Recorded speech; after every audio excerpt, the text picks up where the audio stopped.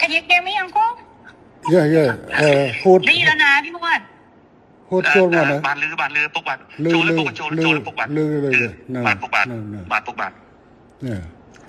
ถามว่า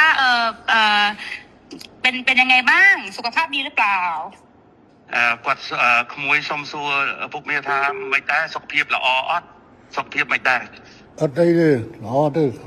សូមអរគុណថ្ងៃអីបុណ្យឪពុកផងសុខភាពแข็งแรงดีครับโอเคค่ะบอกว่าวันนี้ได้คุยกับพี่มวดเรื่องชายแดนบอกว่าก็เข้าใจตรงกันว่าทั้งท่านฮุนเซนทั้งอิงก็อยากให้สองประเทศสงบสุขค่ะមិញគាត់បានទៅជែកជាមួយខ្ញុំបាទនៅសន្តាគារហើយបានឯកភាពគ្នាដោយអ្វីដែលពុកបានប្រាប់ថាចង់បានសន្តិភាពស្ថិរភាពប្រទេសទាំងពីរពុកបាទบอกว่าไม่อยากให้อังโคไปฟังคนที่เป็นฝั่งตรงข้ามกับเราเพราะว่าพอไปฟังฝั่งตรงข้ามอย่างพวกแม่ทัพภาค2เนี่ยค่ะเป็นคนของฝั่งตรงข้ามหมดเลยซึ่งพอไปฟังนั้นเสร็จก็ไม่อยากให้ท่านรู้สึกไม่ชอบใจหรือโกรธเพราะจริงๆแล้วไม่ใช่ความตั้งใจของเราเลยค่ะគាត់ថាសូមអនុញ្ញាតពីពុកថាពុកកុំឲ្យស្ដាប់សម្ដីមេតបភូមិភាគ2ហ្នឹងក៏វាជាអ្នកដែលប្រឆាំងជាមួយនឹងរដ្ឋាភិបាលថៃដែរវាជាសត្រូវដែរដល់ពុកស្ដាប់វាហើយអញ្ចឹងទៅអាចធ្វើឲ្យអារម្មណ៍ពុកខឹងបាទเพราะตอนนี้ทางนั้นน่ะเขาอยากจะดูเท่เขาก็จะพูดอะไรออกมาที่มันไม่เป็นประโยชน์ต่อประเทศชาติค่ะแต่ว่าจริงๆที่เราต้องการเนี่ยคือต้องการความสงบสุขให้เกิดขึ้นเหมือนตอนก่อนที่จะปะทะกันตรงชายแดนนะคะមេតបភូមិភាគហ្នឹងវានិយាយចង់ឲ្យលួយខ្លួនវាចង់អានេះសាង rating មកវាហើយដែលធ្វើឲ្យប៉ះពាល់ដល់ទំនាក់ទំនងប្រទេសទាំងពីរយ៉ាងធ្ងន់ធ្ងរពុកបាទដែលយើងប្រទេសទាំងពីរគឺចង់បានស្ថិរភាពនិងសន្តិភាពដូចអ្វីមុនព្រឹត្តិការណ៍កើតឡើងពុកបាទบอกว่าให้ท่านฮุนเซนเห็นใจหลานหน่อยเพราะว่าตอนนี้คนในประเทศไทยเขาไล่เราไปเป็นนายกที่เขมรหมดแล้วគាត់ថាគាត់សូមអនុញ្ញាតពុកថាអាណិតក្មួយផងឥឡូវនេះថៃប្រជាជនថៃពីច្រើនបានដេញហើយដេញក្មួយថាទៅនៅស្រុកខ្មែរទៅព្រោះជានាយករដ្ឋមន្ត្រីខ្មែរពុកបាទบอกว่าจริงๆแล้วถ้าท่านอยากได้อะไรก็ให้ท่านบอกมาได้เลยค่ะเดี๋ยวจะดูจัดการให้អញ្ចឹងបើពុកចង់បានអ្វីពុកអាចមានប្រសាសន៍ទៅគាត់នឹងរៀបចំធ្វើការងារនឹងបន្តជូនពុកតែម្ដងឥឡូវបញ្ហាដែលខាងនេះចង់បានគឺធ្វើម៉េចឲ្យនៅច្រកព្រំដែនទាំងអស់ត្រូវបើកឡើងវិញជាប្រក្រតីអាហ្នឹងគឺថាការចង់បានខាងនេះគឺតែប៉ុណ្ណឹងនឹងជំហានទី1ขั้นตอนที่1อยากให้ชายแดนเปิดปกติเหมือนก่อนเกิดเหตุครับโอเคค่ะตรงกันព្រោះបញ្ហាហ្នឹងដូចគ្នាបាទយល់ដូចគ្នាបញ្ហានេះគឺខាងកម្ពុជាជាអ្នកដើរក្រោយទេតើតែខាងថៃបិទដែងដកយកបំរាមដែងបិទព្រំដែនបិទច្រកព្រំដែននេះចេញជាមុនបានកម្ពុជាចាប់ផ្ដើមអនុវត្តតាមក្រោយจริงๆเหตุการณ์เรื่องปิดชายแดนเนี่ยฝ่ายไทยเป็นคนเริ่มก่อนฉะนั้นถ้าฝ่ายไทยเนี่ยถอนคำสั่งกัมพูชาก็ตามเลยเปิดปกติហើយរឿងនេះគឺកម្ពុជាមិនអាចធ្វើឲ្យមុនបានទេដោយសារកម្ពុជាបានខកចិត្តម្ដងហើយដោយសារកែសម្រួលកម្លាំងនៅមុំ3ប៉ុន្តែហើយថាឲ្យមានប្រក្រតីនៅតាមព្រំដែនប៉ុន្តែទីចុងបំផុតបែរជាខាងយោធាថៃនៅតែផ្កើននៅបន្តស្ថានភាពបិទទល់ដែនបិទច្រកដដែលเพราะว่าเรา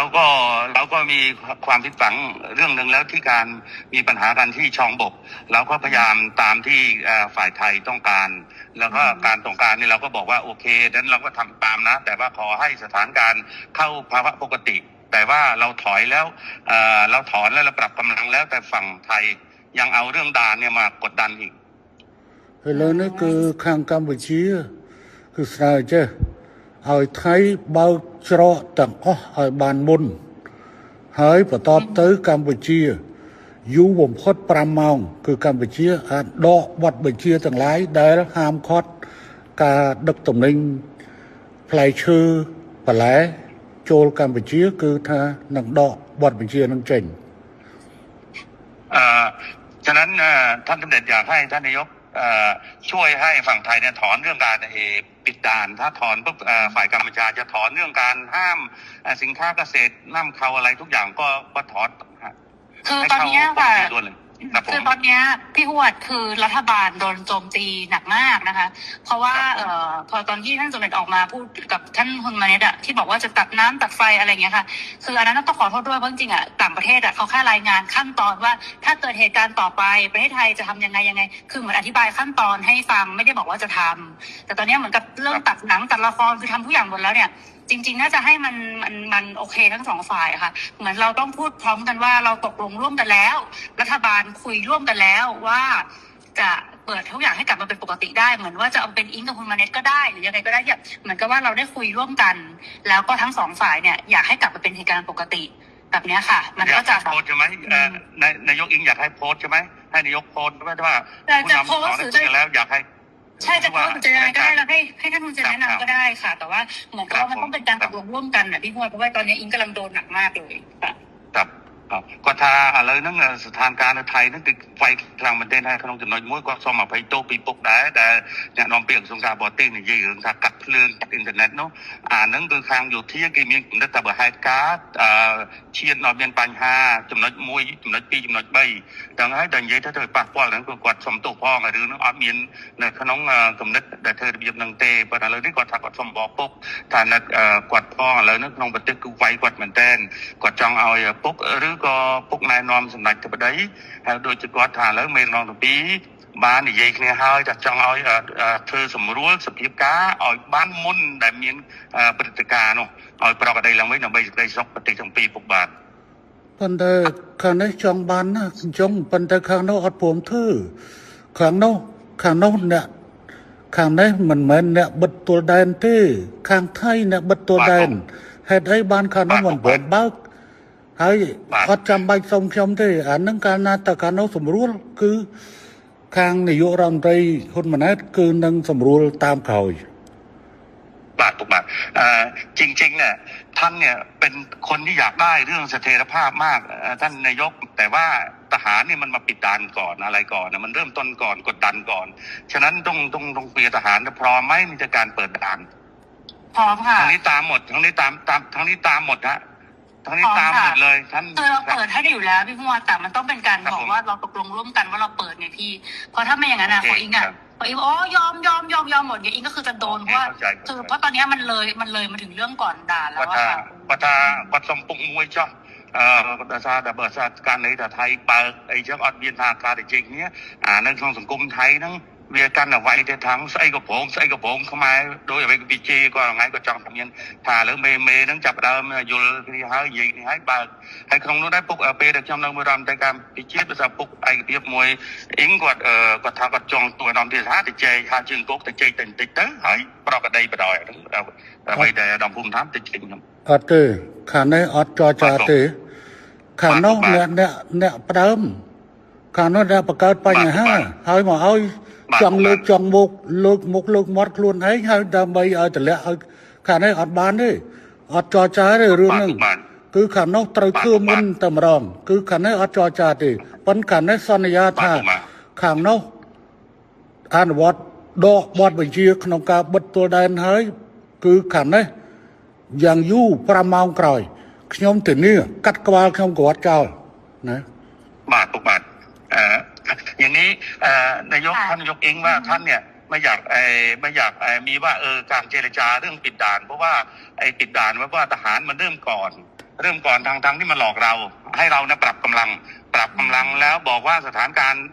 ต้องเข้าปกติพวกตอนที่ปรับกำลังนี่ช่องบกเนี่ยคุยกันเรียบร้อยบอกว่าถ้าปรับตรงนี้เสร็จเรียบร้อยนะทุกอย่างต้องจบทหารครับจบครับแต่ไม่จบเนี่ยปิดด่านก่อนอันนี้เหมือนตบหน้าอันนี้ขอให้ท่านนายกพิจารณาด้วยเรื่องเนี้ยขยมยุลขยมมันนัดปัญหาขยมมันอายุพอประโยชน์เชียร์บอกขยมตัดดอดูจมูกนังการอบานเคลียบานที่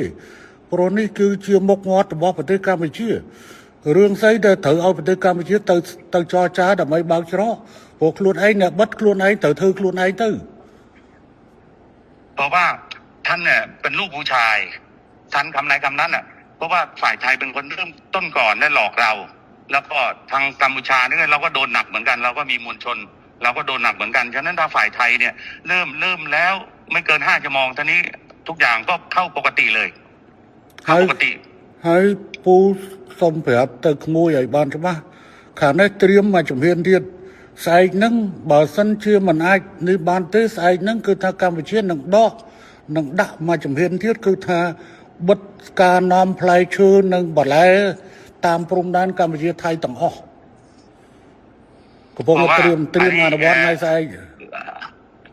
หลานที่รักเนี่ยอาบอกได้เลยถ้าเราไม่มีคำสัญญาเรื่องว่าเรื่องปรับกำลังแล้วทุกอย่างปกติแต่ว่าทหารไทยไม่ยอมเปิดด่านพวกนี้ทั้งนี้ก็มีการห้ามเรื่องการส่งออกเกษตรทั่วชายแดนเลยเพื่อกดดันทหารพวกខាងនេះបានត្រៀមអស់ហើយព្រោះខាងនេះបានត្រៀមហើយព្រោះនៅឯងបកហេតុមុនហើយបកហេតុមុនមកបវល់គេចរចាឥឡូវសួរថាណាបិទអីណែបិទអីណែច្រកគុំដែនគឺទៅយោធាថៃបើអញ្ចឹងមានតែយោធាថៃធ្វើខ្លួនឯងតែប៉ុណ្ណោះមិនអាចហៅទៅកម្ពុជាទៅចរចាទេកម្ពុជាមិនចរចាដាច់ខាតទេสถานการณ์เนี่ยเหมือนที่รายงานให้ท่านนายกทราบว่าไอตอนปรับกำลังที่ช่องบกเนี่ยก็ตกลงกันแล้วว่าจะจบกันแต่ว่าอยู่ดีๆทหารไทยมาปิดด่านฉะนั้นให้กัมพูชาไปเจรจาเปิดด่านดูแล้วไม่สวยไม่สมควรอย่างยิ่งต้องทหารไทยเริ่มก่อนถ้าเริ่มแล้วตรงนี้ก็ตามหลังไม่เกิน5 ชั่วโมงทุกอย่างปกติท่านลูกผู้ชายท่านจะเป็นลูกผู้ชายก็เดี๋ยวจะลองคุยกับทางกลาโหมดูค่ะแต่ว่าจริงๆแล้วเนี่ยตอนที่คุยพี่วดลองพูดด้วยละกันว่าจริงๆแล้วถ้าท่านฮุนเซนอยากได้อะไรให้บอกจะได้คุยกันได้ตกลงกันได้ค่ะเพราะว่าบางทีที่ท่านโพสต์ Facebook ออกมาคืออิงตอนนี้ก็คือรัฐบาลสั่นคลอนที่สุดแล้วค่ะตั้งแต่อิงเป็นนายกมาก็คือเรื่องกัมพูชานี่แหละซึ่งอิงไม่ออกมาตอบโต้อะไรทั้งสิ้นเพราะอิงก็รักแล้วก็เคารพท่านเพราะฉะนั้นเนี่ยจริงๆแล้วถ้าจะเอาอะไรจริงๆให้บอกอิงได้เลยยกหูบอกก็ได้ไม่อันไหนไม่เป็นข่าวก็คือไม่เป็นข่าวอันนั้นที่หลุดไปมันหลุดเพราะสื่อเพราะไม่ได้คุยกับอิงแค่2 คนมันคุยกันเป็นกลุ่มนะพี่มันเลยหลุดน่ะแต่ถ้ามันคุยกับอิง2 คนมันไม่มีหลุดอยู่แล้วทีนี้เนี่ยก็ไม่อยากให้แบบมันเกิดเรื่องแบบนี้แต่นี่อิงจะไปคุยกับกลาโหมเนาะเพราะว่าอิงรู้ว่าถ้าสมมติว่าเขาพูดว่าของไทยปิดก่อนอะไรเงี้ยเดี๋ยวเราก็จะไปคุยกับกลาโหมว่ายังไงแต่ถ้ามันเวิร์กไงก็เดี๋ยวจะส่งบอกพี่ฮวดว่ามันเรียบร้อยไหมนะคะเพราะจริงๆเนี่ยคนมันไม่หวังดีกับเราทั้งคู่มันก็แบบมันก็ดูแบบเหมือนเรากับเขาก็คือทะเลาะกันเองทำให้แบบเหมือนจริงๆแล้วต้องให้คนรุ่นใหม่มันต้องไม่มีสงครามพี่คนรุ่นใหม่มีสงครามไปมันก็เสียครับทั้งลูกทั้งคนมาเนี่ยด้วยก็เป็นคนรุ่นใหม่เนาะครับពុកបាក់គាត់ថាទី1ពុកចង់បានអីពុកអាចមេសេចទៅអ៊ីងបានអ៊ីងនឹងធ្វើឲ្យពុកអ្វីដែលពេលទៅពុកផុស Facebook ដល់ទៅអាពួកដែលវាប្រឆាំងវាចង់ឲ្យពុកហើយនឹងគាត់ជាសេះចំណុចទៅគាត់មានដំណងគ្នាហ្នឹងវាខូចយកតាមចំណុចហ្នឹងវាធ្វើឲ្យសង្គមថៃហ្នឹងវាយគាត់ថាទី1វាចង់ឲ្យគាត់នឹងចេញមកឆ្លងតែគាត់អត់ទេដោយសារគាត់គោរពជាពុកមាគាត់អត់ទេគាត់សុខចិត្តឈឺចោះឲ្យវាវាយចោះអានោះបានគាត់ថាសុំពុកថាលើក្រោយចង់ដាច់ចាប់តែពុកចង់បានអីអាចមេសេចគាត់ទៅគាត់មុនហ្នឹងគាត់បានប្រាប់តែថាប្រហែលជា3 ថ្ងៃទៅគាត់នឹងទៅថ្វាយគុំរីការឿងតបថ្ងៃហ្នឹងពុកបាទចារឿងហ្នឹងគឺកម្ពុជាវាតាក់ទងជាមួយនឹងការបញ្ជូលពលរដ្ឋរបស់ខ្លួនដូច្នេះគឺកម្ពុជាត្រូវតែហើយនឹងបញ្យល់ទៅដល់រដ្ឋដទៃទៀតដូច្នេះកម្ពុជាគឺ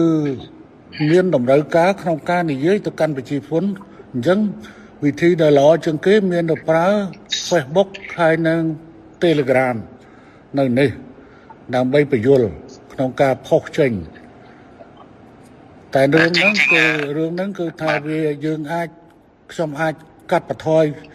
បើសិនជាអាចតែសភាពការឲ្យតែខាងនោះរឿងវានៅចាល់នឹងរឿងបិទច្រកនឹងតែប៉ុណ្្នឹងឯងបើថាបិទច្រកបន្តគឺថាខាងនេះនៅតែបន្តវាយអាហ្នឹងបាទท่านนายกครับท่านบอกว่าเรื่องการโพสต์เนี่ยท่านก็แค่ชี้แจงให้มวลชนที่นี่ทราบเท่านั้นเองไม่ได้ไปกระทบกับไทยอะไรมากแต่ว่าตอนนี้ก็ไม่เป็นไรถ้าหากว่าท่านนายกแก้เรื่องเปิดด่านให้ปกติเนี่ยท่านตกลงท่านไม่มีอะไรอีกแล้ว ก็จบ ได้ค่ะเดี๋ยวเราไปคุยกับลาผมดูแล้วก็ขอคอนเฟิร์มกลับมาเพราะเดี๋ยวจะคุยกับกองทัพก่อนแต่เราก็เดี๋ยวสั่งไปเลยค่ะพี่แต่ว่าอีกรอให้มัน100%แล้วค่อยแจ้งท่านกลับมาดีกว่าเพราะไม่อยากจะยังไม่100แล้วบอกท่านก่อนแต่ว่าจริงๆก็จัดการได้ค่ะพี่ ครับผมครับចំពុកគាត់ថាឥឡូវគាត់សុំនឹងនិយាយមួយការពិជាតិនឹងទាហានសិនហើយបានត100%បានគាត់នឹងជូនដំណឹងទៅពុកបាទពុកបាទគាត់នឹងធ្វើការងារនឹងភ្លាមរឿងបញ្ហាច្រកពុកបាទ นั่น បាទពុក อืม ท่านนายกมีอะไรอีกไหม ไม่มีแล้วค่ะพี่ก็ประมาณนี้เนาะพี่ว่าเราจะมีอะไรบ้างประเด็นไม่มี อะไร ครับจังหวัด อะไร ពុកបាទ ได้ อะไรខ្ញុំចេះមុននឹងនេះគឺខ្ញុំសូមបញ្ជាក់ថា